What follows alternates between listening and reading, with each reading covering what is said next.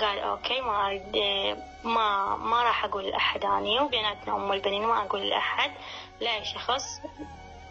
المغرب خابر أخوي إيش لاني يصيح، قال له باكر عندي شغل، باكر تعال أنا عندي شغلة وياك. راح أخوي الصبيح، من الصبيح للعصر يمه هو وأبوي ومرت أبوي. اجوني بالليل ضربوني، جابوا واير كنت طبقوه 12 طبقة، وقاموا كل ما يضربوني يشيل لحم من عندي. يعني أنا أريد أخلص نفسي، قالت قولين قلت لهم مقابلة، يعني من قد الضرب قلت لهم مقابلة وافقت. ضليت أسبوع كامل من أنام أرفع ظهري عن القاع من قد الضرب. إيه ورا ما تزوجته صار مو زين وياي، أخذ على زين وياي، ما أقولكم يعني ما يحبني، يحبني موت علي ويبديني بروحه، حتى هسه انطلقت عنه يبديني بروحه. إيه أخذ على أيام مو زين وياي، تعارك وياي، يضربني، حتى كل شي مو زين وياي، قاسي إلى درجة. مرة سكر وإجاني وكسر لي رجلي، ضربني كسر رجلي، ومرة سكر وإجاني وكسر ايدي، ومرة سكر وإجاني وشق راسي و4 خياطات بين. وأقول له أخذني للمستشفى، يقول لي أخاف يسجنوني، ما يقبل ياخذني. سكتت، قلت المراية تتحمل، وافقيت وظليت ساكتة على كل شيء، على كل شيء ظليت ساكتة. ايه ورا فترة هو متزوج وعنده 3 جهال، مرته قامت تخبث وياي، قامت يعني تسوي شغلات تطلع من قلبها، بحيث تقول لهم هي هاي روان عندها شخص تخابر بيه وتكون ما أعرف شنو بالحكي هذا. تعرفون أنتم يعني الضرة ما تحب ضرتها أبد. قامت تطلع حكي عليه وها، فذاك يصدق من قد ما يحبني ويغار عليه يصدق. يجي يقول لي أحلف ليه، ضل يكفر، يقول لي لا تحلفين، يعني ما يصدق بيه. فأنا بهاي الحالة إيش راح أسوي؟ ضل مين حالي وبين ما أنا ضليت يعني ساكتة. آخر شي يوم من الأيام خابرني بالليل، ذاك الوقت قعدت أنا أرجع أصوم، قال لي أدي حكي أريد أحكي وياك، وقام يحكي وهاي. قلت له يحكي، قال لي أنت هيج تحبي لك واحد وأنت طالعة ويا واحد وأنت هيج وأنت. قلت له أنا إذا قبل إذا ما متزوجة ما لك حق، إذا هسه متزوجة وأنا أسوي هذا الشيء لا لك حق. قال لي إيه، والشي اللي صار الفات مات، واردش تعطيني رقم هذا الولد اللي تخابرينه واللي تحبينه. زين أنا ما عندي، مين أجيب له رقم؟ أنا ما عندي هيك شيء، مين أجيب له رقم؟ قلت له ما عندي، ما يصدق.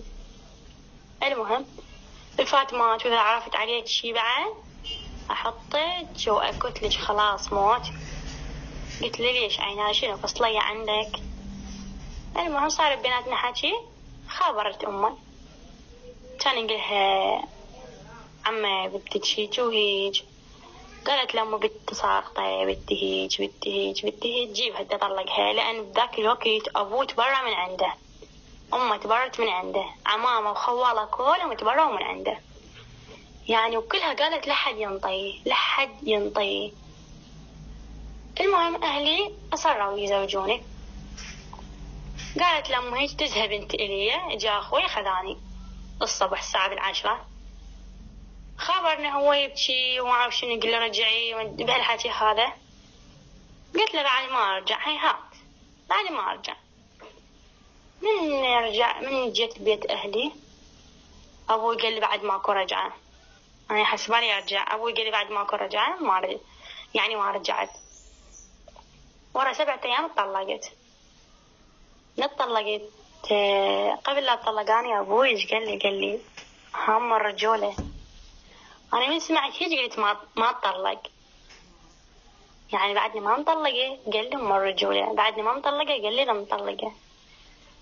يعني أبوي وهيك شي قال لي شو راح يصير بي وأنا طفلة، يعني عمري 14 سنة. المهم سكتت ما حكيت. هناك قدام الشيخ قال لي تنازل عن حقوقك كلها. كان وقتها أبوي مهددني، قلت له أريد أرجع، قال لي لا ترجعين، أحطك وأكد لك خلاص موت.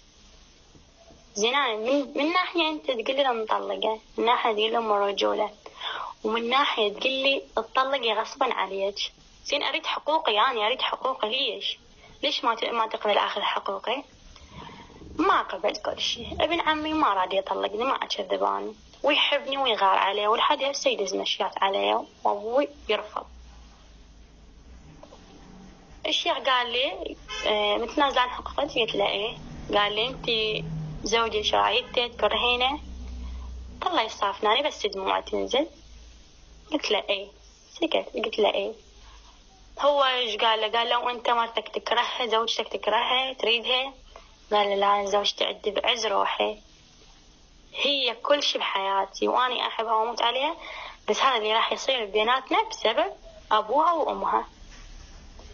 المهم طلقت وخلص الموضوع، وهسه عايشة بضيم ضيم. الله شهر ضيم. يعني أبويا يومي يصبح علي من الصبح، أم الرجولة قاعدة، أم الرجولة قوم، أم الرجولة قاعدة، أم الرجولة لا مطلقة، الساقطة والنهار كله، حتى الجهال هيج قامت تقول لي مثله. وأتمنى نصحوني نصيحة.